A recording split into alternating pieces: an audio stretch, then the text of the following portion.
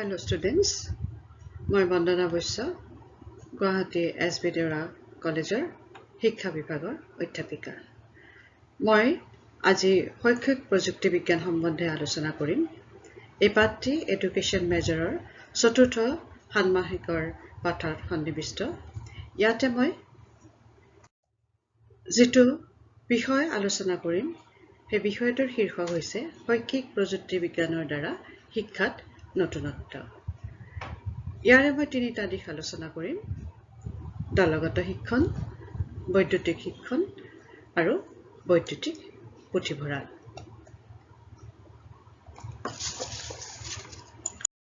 দলগত শিক্ষণ কি? জ্ঞানৰ বিস্ফোৰণ তথা বিজ্ঞান আৰু প্ৰযুক্তিবিদ্যাৰ বিকাশৰ ফলস্বৰূপে সমগ্ৰ পৃথিৱীৰ শিক্ষা ব্যৱস্থাত বহুতো নতুন দিশৰ উন্মেষণ ঘটিছে। শিক্ষাৰ গুণগত আৰু সংখ্যাগত মানদণ্ড উন্নত কৰাৰ বাবে শিক্ষাত প্ৰযুক্তিবিদ্যাৰ প্ৰয়োগ অপৰিহাৰ্য হৈ পৰিছে। দলগত শিক্ষা প্ৰযুক্তিবিদ্যাৰ ক্ষেত্ৰত এক নতুন সংযোজন। এই ব্যৱস্থাই শিক্ষণ প্ৰক্ৰিয়াত ব্যক্তি প্ৰতিভাৰ উপযুক্ত ব্যৱহাৰৰ সম্পূৰ্ণ সুযোগ প্ৰদান কৰিছে। এই শিক্ষণ ব্যৱস্থাত দুজন বা ততোধিক পৰিপূৰক দক্ষতা সম্পন্ন শিক্ষকে সহযোগিতামূলকভাৱে পৰিকল্পিত আৰু নমনীয় সময়সূচীত উপযুক্ত শিক্ষা নিৰ্দেশনা দলগত কৌশলেৰে এদল শিক্ষাৰ্থীক প্ৰদান কৰে। এতিয়া আহিছো দলগত শিক্ষণৰ সংজ্ঞালৈ। ইয়াতে মই দুটা সংজ্ঞা দাঙি ধৰিছো। ডেভিড ৱাৰ্কে দলগত শিক্ষণ সম্বন্ধে তেওঁৰ মত প্ৰকাশ কৰি কয় যে দলগত শিক্ষণ হ'ল সংগঠনৰ এক ৰূপ য'ত শিক্ষকসকলে শিক্ষাৰ্থীৰ প্ৰয়োজন আৰু বিদ্যালয়ৰ সুবিধা অনুযায়ী সকলো সম্পদ, আগ্ৰহ আৰু নিপুণতা একগোট কৰি কৰ্ম আঁচনিৰ পৰিকল্পনা কৰে। আকৌ এছ.জি. কালাহানে দলগত শিক্ষণ সম্পৰ্কে তেওঁৰ মত দাঙি ধৰি কয় যে দলগত শিক্ষণ হৈছে এনে এক শিক্ষণ প্ৰক্ৰিয়া য'ত দুই বা ততোধিক শিক্ষকে এদল বিশেষ শিক্ষাৰ্থীৰ বাবে সহযোগিতামূলকভাৱে আঁচনিৰ পৰিকল্পনা কৰে, কাৰ্যকৰী কৰে, ফলাফলৰ মূল্যায়ন কৰে। দলগত শিক্ষণ শিক্ষাৰ ক্ষেত্ৰত এক নতুন ধাৰণা। ইয়াৰ লগত সংগতি ৰাখি শিক্ষাৰ উদ্দেশ্যও নিৰ্ধাৰণ কৰা হৈছে। সেই উদ্দেশ্যসমূহ হৈছে প্ৰতিভাশালী শিক্ষকসকলৰ বিশেষ সামৰ্থ্য তথা দক্ষতাৰ যথোপযুক্ত প্ৰয়োগ কৰা, শিক্ষাৰ্থীৰ আগ্ৰহ আৰু সামৰ্থ্য অনুযায়ী শিক্ষাদান কৰি শ্ৰেণীৰ শিক্ষণক অধিক ফলপ্ৰসূ কৰি তোলা, শিক্ষাদানৰ ক্ষেত্ৰত থকা জটিলতাসমূহ দূৰ কৰা, বিদ্যালয়ত উপলব্ধ সম্পদসমূহৰ সৰ্বোৎকৃষ্ট প্ৰয়োগ কৰা, অধিক নমনীয়তাৰে শিক্ষাৰ্থীসকলক দলবদ্ধ কৰা আৰু নিৰ্দেশনাৰ মানদণ্ড উন্নত কৰা, সহযোগিতা আৰু দায়িত্ব বিতৰণৰ মনোভাৱৰ বিকাশ সাধন কৰা আৰু শিক্ষণ প্ৰক্ৰিয়াৰ আন এটা উদ্দেশ্য। দলগত শিক্ষণৰ বৈশিষ্ট্য যে দলগত শিক্ষাৰ অৰ্থ আৰু ধাৰণা স্পষ্টভাৱে যদি অনুধাৱন কৰা যায় তেতিয়াহ'লে দলগত শিক্ষণৰ বৈশিষ্ট্যসমূহো স্পষ্টভাৱে ৰেখাপাত কৰিব পৰা যায়। ইয়াৰ বৈশিষ্ট্যসমূহ হৈছে ই এক পৰিকল্পিত নিৰ্দেশনামূলক কৌশল। এই পদ্ধতিত একাধিক শিক্ষকে যুটীয়াভাৱে শিক্ষাদান কাৰ্য সম্পাদন কৰে। দলগত শিক্ষণত শিক্ষক মণ্ডলীয়ে সহযোগিতামূলকভাৱে পাঠৰ পৰিকল্পনা, শিক্ষাদান আৰু মূল্যায়ন কৰে। ইয়াতে একেটা শ্ৰেণীৰ এদল ছাত্ৰ-ছাত্ৰীৰ প্ৰয়োজন পূৰণ আৰু জটিলতা দূৰীকৰণৰ বাবে যুটীয়াভাৱে পৰিকল্পনা কৰি শিক্ষা প্ৰদান কৰা হয়। এই শিক্ষণ ব্যৱস্থা হৈছে সংশ্লিষ্ট বিশেষজ্ঞসকলৰ দক্ষতা, ক্ষমতা আৰু অভিজ্ঞতাৰ সৰ্বাধিক ব্যৱহাৰৰ ফল।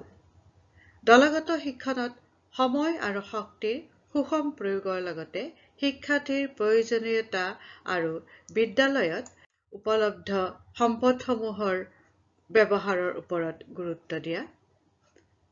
এই শিক্ষণত একোটা দলত নিয়োজিত শিক্ষক মণ্ডলীয়ে শিক্ষাদানৰ দায়িত্ব যুটীয়াভাৱে বহন কৰে। এতিয়া আহিছো দলগত শিক্ষণৰ নীতিলৈ। দলগত শিক্ষণৰ উদ্দেশ্যৰ লগত সংগতি ৰাখি ইয়াৰ নীতিসমূহো নিৰ্ধাৰণ কৰা হয়।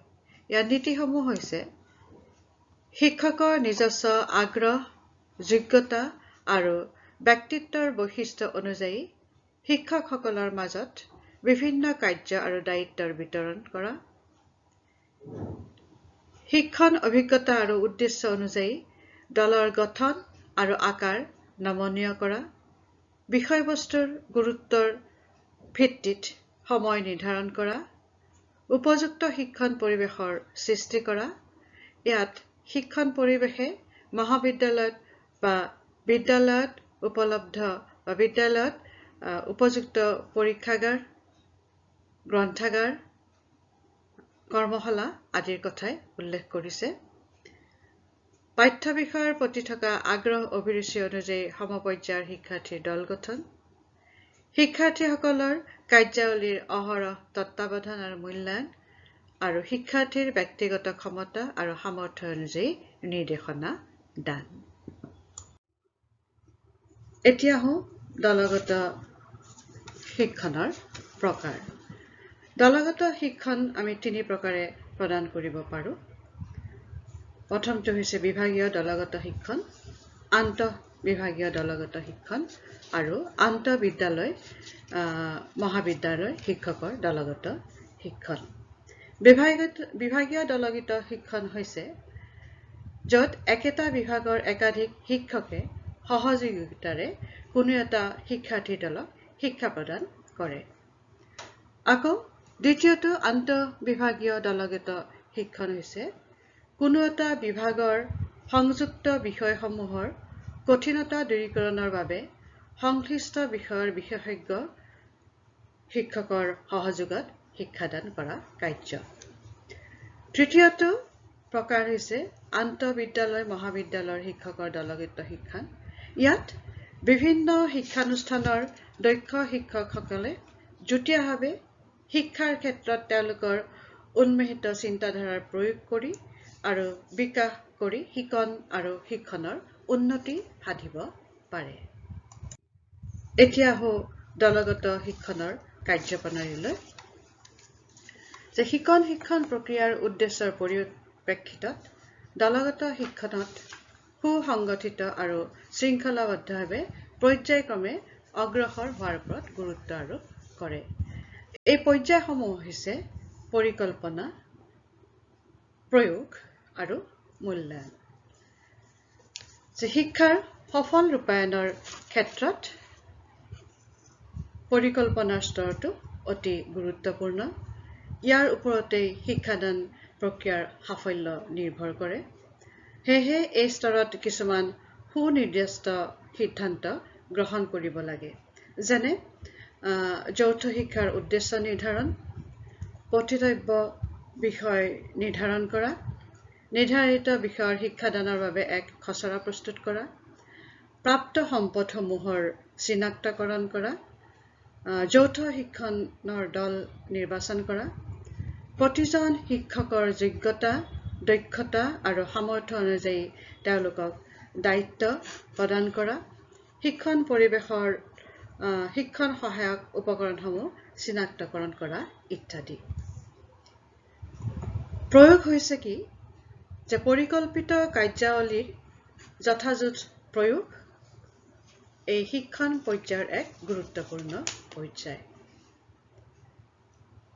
মূল্যায়ন হৈছে শিক্ষণৰ উদ্দেশ্য আৰু কাৰ্যপ্ৰণালীৰ ফলাফলৰ মূল্যায়ন কৰা। এতিয়া আহোঁ দলগত শিক্ষণৰ সুবিধাসমূহলৈ। সুস্থ মানৱীয় মূল্যবোধ আৰু সম্পৰ্কসমূহৰ বিকাশ আৰু অনুশীলনৰ সুবিধা লাভ, শিক্ষকৰ বৃত্তিগত দক্ষতা বৃদ্ধি কৰা, শিক্ষাৰ্থীসকলে একাধিক দক্ষ আৰু বিশেষজ্ঞ শিক্ষকৰ জৰিয়তে জ্ঞান লাভ কৰা, শ্ৰেণীকোঠাত শিক্ষাৰ্থীসকলৰ মুক্তভাৱে মত বিনিময়ৰ সুবিধা লাভ কৰা, সময় আৰু শক্তি উভয়ৰে উপযুক্ত প্ৰয়োগ কৰা, একাধিক দক্ষ আৰু বিশেষজ্ঞ শিক্ষকৰ সহযোগিতাই নিৰ্দেশনা দানৰ মানদণ্ড উন্নত কৰা, শিক্ষাৰ্থীৰ সৃজনশীল ক্ষমতা বিকাশত অনুপ্ৰেৰণা যোগোৱা আৰু শিক্ষক আৰু শিক্ষাৰ্থীৰ মনত স্ব-প্ৰণোদন আৰু দায়িত্ববোধৰ সৃষ্টি কৰা। সহযোগিতা সীমাবদ্ধতাৰ পৰ্যায়লৈ আহোঁ যে ইয়াত যথেষ্টখিনি সুবিধা থাকিলেও কিছু অসুবিধাও আছে। যে এই ক্ষেত্ৰত সহযোগিতাৰ অভাৱ হৈছে এটা সীমাবদ্ধতা। যে যৌথ শিক্ষণৰ সীমাবদ্ধতা বুলি ক'লে প্ৰথমতে আহে সহযোগিতাৰ অভাৱৰ কথা। যে শিক্ষণৰ মূল ভিত্তি হ'ল পাৰস্পৰিক সহযোগিতা, কিন্তু অনেক সময়ত শিক্ষকসকলৰ মাজত এই সহযোগিতাৰ অভাৱ পৰিলক্ষিত হয়। দ্বিতীয়টো সীমাবদ্ধতা হৈছে ক্ষমতা আৰু দায়িত্ব বিতৰণৰ সমস্যা। এই শিক্ষণ ব্যৱস্থাত বিভিন্ন ক্ষমতা আৰু দায়িত্বৰ সুষম বিতৰণৰ প্ৰয়োজন, কিন্তু বিদ্যালয়সমূহত প্ৰশাসকসকলে ক্ষমতা বা দায়িত্বসমূহৰ বিভাজন কৰিবলৈ নিবিচাৰে। তৃতীয়টো হৈছে ৰক্ষণশীল মনোভাৱ। কোনো ক্ষেত্ৰত শিক্ষকসকলে গতানুগতিক শিক্ষাদান কাৰ্যসমূহৰ কোনো ব্যতিক্ৰম পছন্দ নকৰে। নতুন পৰিস্থিতিত অভিযোজন কৰাত তেওঁলোক ব্যৰ্থ হয়। গতিকে যৌথ শিক্ষণৰ নতুন দায়িত্ব তেওঁলোকে গ্ৰহণ কৰিব নোখোজে। আন এটা সীমাবদ্ধতা হৈছে শ্ৰেণীকক্ষৰ অভাৱ। যে এই শিক্ষণ ব্যৱস্থাৰ বাবে আহল বহল শ্ৰেণীকক্ষৰ অৱস্থা হয়, কিন্তু বাস্তৱ ক্ষেত্ৰত ইয়াৰ অভাৱ পৰিলক্ষিত হয়। আন এটা সীমাবদ্ধতা হৈছে শিক্ষকসকলৰ ভিন্নমুখী ভূমিকা। যে এই শিক্ষণ ব্যৱস্থাত একাধিক শিক্ষকে বিভিন্ন ধৰণৰ ভূমিকা গ্ৰহণ কৰে। এই ব্যৱস্থাত শিক্ষাদানৰ লগত বহুসংখ্যক শিক্ষক জড়িত হৈ থকাত সাধাৰণতে সমন্বয়ৰ অভাৱ দেখা যায়। ইয়াৰ উপৰিও কাৰ্যকৰী পৰিকল্পনা ৰচনাৰ অসুবিধা, আগ্ৰহৰ অভাৱ আদি দেখা যায়। ফলত যৌথ শিক্ষণৰ ফলশ্ৰুতি হিচাপে অবাস্তৱ প্ৰত্যাশা আৰু অপ্ৰচুৰ সময় ইত্যাদি শিক্ষণ ব্যৱস্থাত অন্তৰায়ৰ সৃষ্টি কৰে। বৈদ্যুতিক শিক্ষণ হৈছে বৈদ্যুতিক মাধ্যমৰ যোগেদি কৰা শিক্ষাদান প্ৰক্ৰিয়া। শিক্ষাৰ ক্ষেত্ৰখনত বৈদ্যুতিক শিক্ষাৰ ধাৰণা নতুন নহয়। দূৰত্ব শিক্ষাৰ ধাৰণাৰ পৰা এই ধাৰণাৰ সৃষ্টি হৈছে। বৈদ্যুতিক মাধ্যমেৰে শিক্ষণ, প্ৰশিক্ষণ বা শিক্ষা কাৰ্যসূচী প্ৰদান কৰাই হৈছে বৈদ্যুতিক শিক্ষণ। ইয়াত আধুনিক তথ্য আৰু যোগাযোগ প্ৰযুক্তিবিদ্যাৰ প্ৰয়োগৰ দ্বাৰা শিক্ষণ আৰু প্ৰশিক্ষণ প্ৰদান কৰা হয়। বৈদ্যুতিক শিক্ষণ হ'ল সাধাৰণতে শিক্ষণৰ সহায়ৰ বাবে তথ্য আৰু যোগাযোগ প্ৰযুক্তিবিদ্যা আৰু কম্পিউটাৰৰ ব্যৱহাৰ। এই শিক্ষণ এক ব্যাপক পৰিসৰৰ ধাৰণা, য'ত তথ্য আৰু যোগাযোগ প্ৰযুক্তিবিদ্যাৰ লগত জড়িত সকলোবোৰ দিশ অন্তৰ্ভুক্ত হৈ থাকে। যে বৈদ্যুতিক শিক্ষণ সম্বন্ধে শিক্ষাবিদ মংগলে দাঙি ধৰা এটা মত ইয়াতে উল্লেখ কৰিব বিচাৰিছো। মংগলৰ মতে আমাৰ দৈনন্দিন জীৱনৰ ইমেইল, ই-বেংকিং, ই-বুকিং আৰু ই-কমাৰ্চ আদিৰ দৰে একেধৰণে কম্পিউটাৰৰ ইণ্টাৰনেট সেৱা আৰু ৱেব প্ৰযুক্তি বিজ্ঞানৰ ব্যৱহাৰৰ যোগে ছাত্ৰ ছাত্ৰীসকলক অনলাইন যোগে শিক্ষণ অভিজ্ঞতা প্ৰদান কৰা এক নতুন কৌশল বা তথ্য আৰু যোগাযোগ প্ৰযুক্তি বিজ্ঞানৰ আকাৰ হ'ল বৈদ্যুতিক শিক্ষণ। বৈদ্যুতিক শিক্ষণৰ সুবিধাসমূহ। বৈদ্যুতিক শিক্ষণৰ সুবিধাসমূহ হৈছে যে ব্যক্তিয়ে যিকোনো স্থানতে যিকোনো সময়তে বৈদ্যুতিক শিক্ষণৰ সুবিধা লাভ কৰিব পাৰে। নিজৰ সক্ষমতা আৰু অভিৰুচি অনুযায়ী ব্যক্তিয়ে শিক্ষা লাভ কৰিব পাৰে। বিশেষভাৱে সক্ষম শিক্ষাৰ্থীয়ে এই ব্যৱস্থাৰ যোগেদি সহজতে জ্ঞান অভিজ্ঞতা আহৰণ কৰিব পাৰে। এই শিক্ষণ কাৰ্য দ্ৰুতবেগী, সহজলভ্য আৰু সুগম প্ৰকৃতিৰ। শিক্ষাৰ্থীৰ মনত আত্মবিশ্বাস জগাই তুলিব পাৰে। ইয়াৰ দ্বাৰা নিত্য নতুন তথ্য তথা সাম্প্ৰতিক জ্ঞান অতি সহজতে আৰু কম সময়তে পাব পৰা যায়। বিভিন্ন মাধ্যমৰ ব্যৱহাৰে শিক্ষণ প্ৰক্ৰিয়া অধিক গতিশীলতা প্ৰদান কৰিছে। এইসমূহ সুবিধাৰ উপৰিও ইয়াত কিছু অসুবিধাও পৰিলক্ষিত হয়। অসুবিধাসমূহ হৈছে আমি এনেধৰণে অনুকিয়াব পাৰোঁ যে বহুতো অঞ্চলত ইণ্টাৰনেটত সেৱা উপযুক্ত প্ৰকৃতিৰ নহয় বা উপলব্ধ নহয়। দ্বিতীয় এটা অসুবিধা হৈছে কি যে ছাত্ৰ ছাত্ৰীসকলে বৈদ্যুতিক শিক্ষণযোগে লাভ কৰা জ্ঞান ফলপ্ৰসূভাৱে মূল্যায়ন কৰাৰ বাবে কোনো যথোপযুক্ত পদ্ধতি নাই। শিক্ষকসকলে বৈদ্যুতিক শিক্ষণৰ বিষয়বস্তুবোৰ প্ৰস্তুত কৰাটো এক অতি খৰচী কাৰ্য আৰু এই বিষয়বস্তু সঘনাই সংশোধন কৰিব পৰা নাযায়। আকৌ আমি ক'ব পাৰোঁ ইয়াৰ অসুবিধা হিচাপে যে বৈদ্যুতিক শিক্ষণৰ বাবে বিকশাই তোলা কিছুমান শিক্ষণীয় সামগ্ৰী উৎকৃষ্ট মানদণ্ডৰ নহয়। তাৰোপৰি বৈদ্যুতিক শিক্ষণৰ বাবে প্ৰস্তুত কৰা কাৰ্যবোৰৰ ক্ষেত্ৰত সকলো শিক্ষাৰ্থী আগ্ৰহী নহ'বও পাৰে। গতিকে বৈদ্যুতিক শিক্ষণৰ ক্ষেত্ৰত যথেষ্ট সুবিধা পৰিলক্ষিত হ'লে ইয়াত কিছু অসুবিধাও দৃষ্টিগোচৰ হয়। এতিয়া আহোঁ আমি বৈদ্যুতিক পুথিভঁৰাললৈ। যে বৈদ্যুতিক পুথিভঁৰাল হৈছে বিশেষ পুথিভঁৰাল য'ত বিভিন্ন তথ্য তথা শিক্ষণ সামগ্ৰী দৃশ্য শ্ৰাব্য সঁজুলিৰ সহায়ত বৈদ্যুতিক মাধ্যমৰ যোগে সংগ্ৰহ আৰু সংৰক্ষণ কৰা হয়। পুথিভঁৰালৰ সাংগঠনিক কাৰ্যসমূহ বৈদ্যুতিকভাৱে সম্পাদন কৰা হয়। কম্পিউটাৰ আৰু যোগাযোগ নেটৱৰ্কৰ যোগে বৈদ্যুতিক পুথিভঁৰালৰ সেৱা উপলব্ধ হয়। বিশ্বৰ সকলো ঠাইৰ লোকে নেটৱৰ্কৰ যোগে এনে পুথিভঁৰাল ব্যৱহাৰৰ সুযোগ পাব পাৰে। বৈদ্যুতিক পুথিভঁৰালে বিশেষকৈ উচ্চ শিক্ষাৰ ক্ষেত্ৰত গুৰুত্বপূৰ্ণ ভূমিকা আগবঢ়াই আহিছে।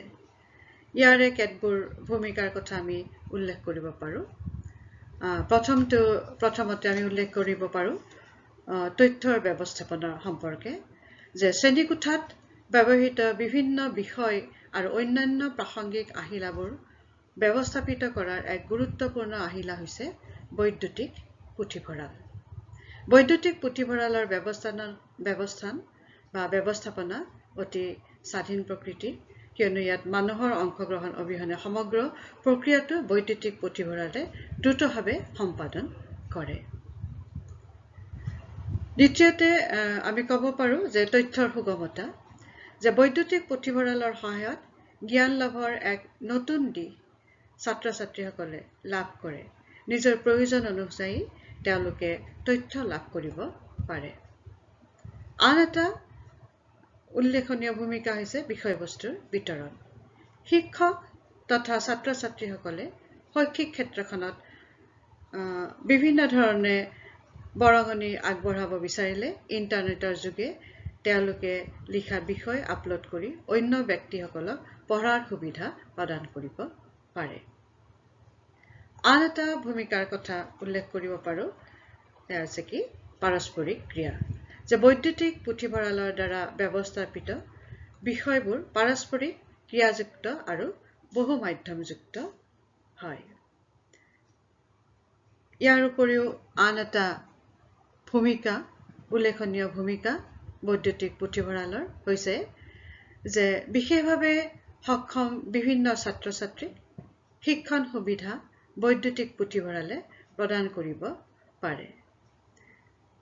যে শিক্ষানুষ্ঠানৰ মাজত সংযোগ স্থাপন কৰি অধ্যয়নৰ পৰিসৰ বৃদ্ধি কৰা আদি কাৰ্যও বৈদ্যুতিক পুথিভঁৰালে সম্পাদন কৰিব পাৰে। এতিয়া আহোঁ বৈদ্যুতিক পুথিভঁৰালৰ সুবিধাসমূহলৈ। সমগ্ৰ বিশ্বৰ মানুহে এই পুথিভঁৰালৰ যোগে যিকোনো সময়তে তথ্য লাভ কৰিব পাৰে। বৈদ্যুতিক পুথিভঁৰালত তথ্য বহু বছৰলৈ কোনো ক্ষতি নোহোৱাকৈ সুন্দৰভাৱে সংৰক্ষণ কৰি ৰাখিব পৰা যায়। ইয়াত কম পৰিসৰতে অধিক বিষয়বস্তু সংৰক্ষণ কৰিব পৰা যায়। বৈদ্যুতিক পুথিভঁৰালত সংৰক্ষিত চিত্ৰ তথা বিষয়বস্তুৰ গুণগত মানদণ্ড সকলো সময়তে অটুট থাকে। ছাত্ৰ ছাত্ৰীসকল, আজিৰ আলোচনাটি মই এইখনতে সামৰিব বিচাৰিছোঁ। আশা ৰাখিছোঁ আজিৰ আলোচনা তোমালোকৰ বাবে সহায়ক হ'ব। ধন্যবাদ।